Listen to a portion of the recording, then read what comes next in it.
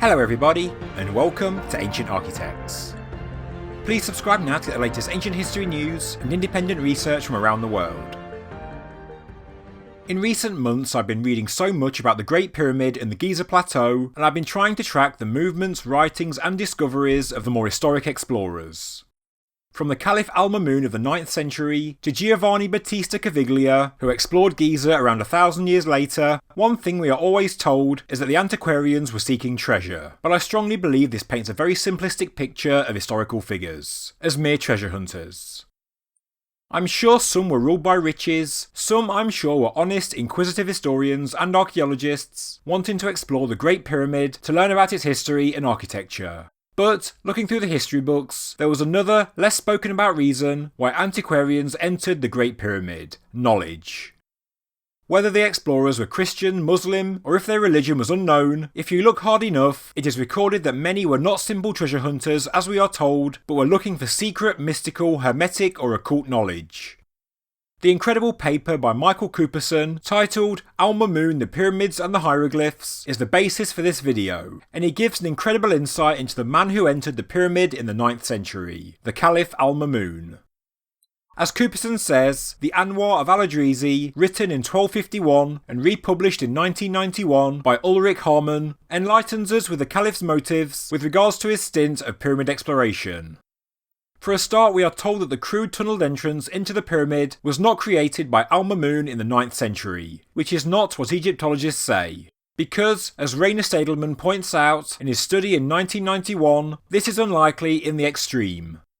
The fact is, neither the Caliph nor anyone else at the time would have known enough about the internal configuration of the pyramid to open a tunnel that led precisely to a small internal ascending corridor. There is also no evidence to say that he knew of the trial passages, or that he knew that they directly related to the Great Pyramid. Legend says the excavators heard a stone dropping, and so they followed the noise and reached the pyramid's corridor, which I have to say is surely complete and utter nonsense. To me, it is far more likely that the Caliph unblocked this ancient crude tunnel to gain access, and this is actually backed up historically, as historian Ibn Mamata reported that, and I quote, excavations were carried out at great expense on the existing breach. So, there was an existing breach, but interestingly, what we learn from this is that before the Caliph visited the Great Pyramid, not only had a crude tunnel been dug into the pyramid, but it had also been blocked up again.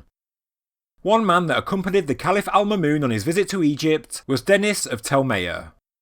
His account of his trip, before the Caliph reached the ascending corridor through the old breach, forms part of his now lost ecclesiastical history, which is only known through citations in the Chronicle of Michael the Syrian.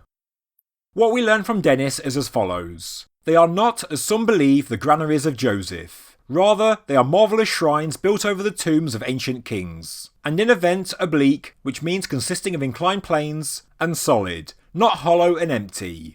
They have no interior and none has a door. We noticed a fissure in one of them, and ascertained it is approximately 50 cubits deep. Evidently, the stone in this place has been solidly packed before being broken by people who wanted to see whether the pyramids were solid. So, here it shows that the pyramid already had a crude entrance, or as he says, a fissure cut into it.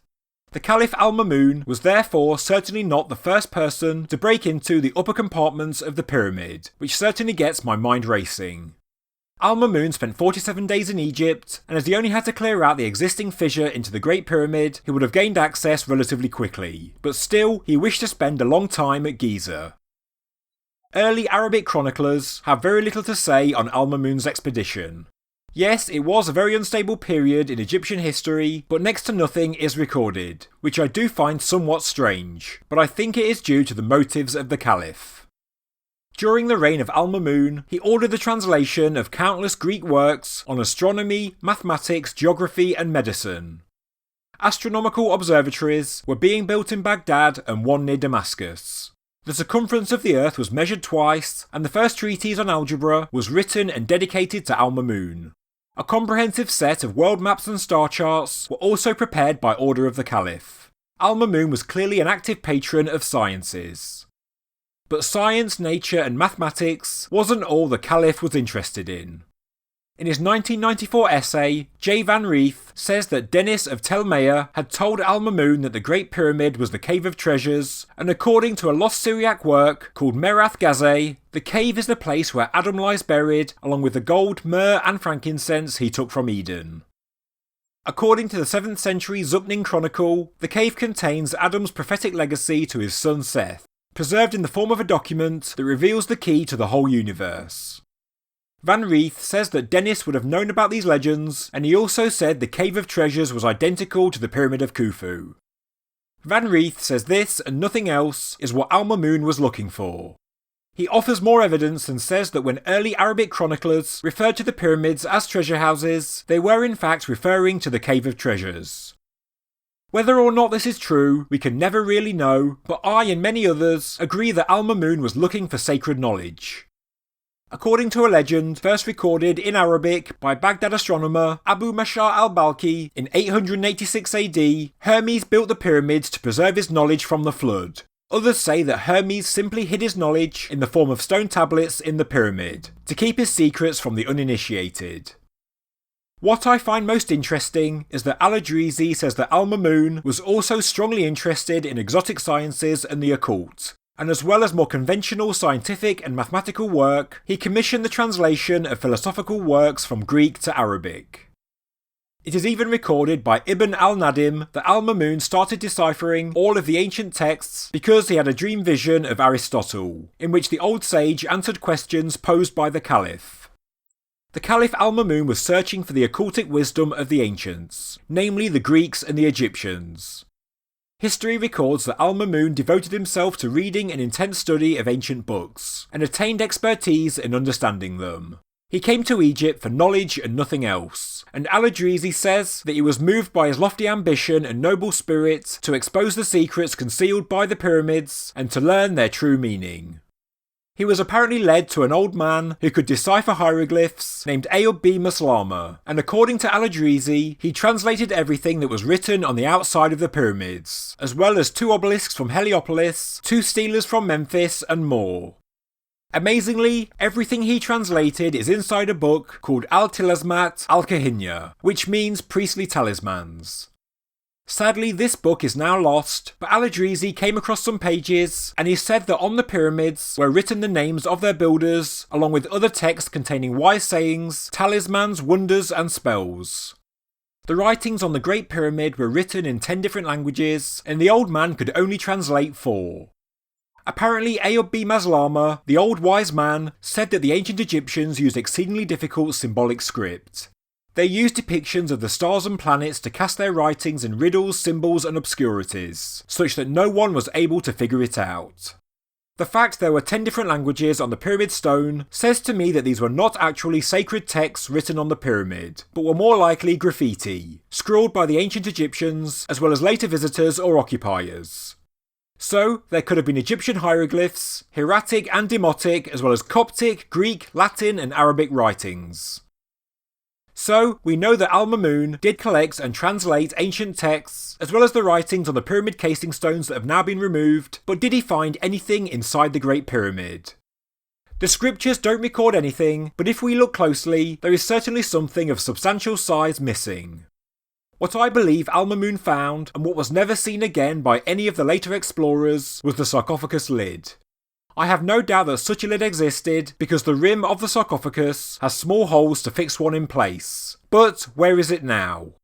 Maybe the lid of the sarcophagus was akin to a stone tablet, scrawled with knowledge, and Al Ma'mun took this with him so he could have it translated. Maybe the lid did contain the sacred knowledge of the pyramid. This would be a clever way to conceal the true pyramid treasure. Tomb robbers would be searching for gold and material wealth, so they would have cast off the lid to look inside the sarcophagus, and all the time the true treasure could have been hiding in plain sight, the lid. An inscribed lid would not have escaped the inquisitive mind of the Caliph, as knowledge was exactly what he was searching for. To me, he had to have taken it, because I doubt he would have bothered if nothing was carved onto it, and therefore it would still be there today. It is important to note that he and his team did work hard excavating the floor in the northwestern corner of the King's Chamber, a place that is so specific, and the reasons why are unclear. Why did Al Ma'mun search there? Was it because something was written on the lid, or was the sarcophagus once situated in the northwestern corner and so he thought it may be covering something important? We simply don't know. The breach into the pyramid was not done by Al Ma'mun, and as I've said previously, I'm sure it was an exit and not an entrance, and I would guess that a previous king of Egypt made the tunnel to take something out. A person could have reached the upper compartments via the descending passageway and then up through the well shaft, but if you wanted to take something large out of the pyramid, you would need to fashion a new way. I think the pyramid did once contain something important that was never meant to be removed, and that is exactly why the plugging blocks were released into the ascending passageway. With those in place, yes, people could go in and out via the well shaft, but taking objects out would have been a far greater challenge. I would hazard a guess that the so-called Al Ma'mun entrance was in fact created in the 18th dynasty, by a pharaoh who, for the first time in a long time, was taking a far greater interest in the Giza Plateau, thanks to the revival of the cult of the Sphinx. As stated in a number of recent videos, in the 18th dynasty, the Sphinx was called Hora-Makhet, but on a stela of Amenhotep II at Giza, it is written the Pyramids of Hora-Makhet. This shows that the 18th dynasty kings associated the Sphinx god with the pyramids, and therefore with the revival of the Sphinx cult, I wouldn't be surprised if the pharaohs reopened them and then took something of immense importance out. Thank you very much for watching this episode of Ancient Architects. If you enjoyed the video, please subscribe to the channel, please like the video, and please leave a comment below. Thank you very much.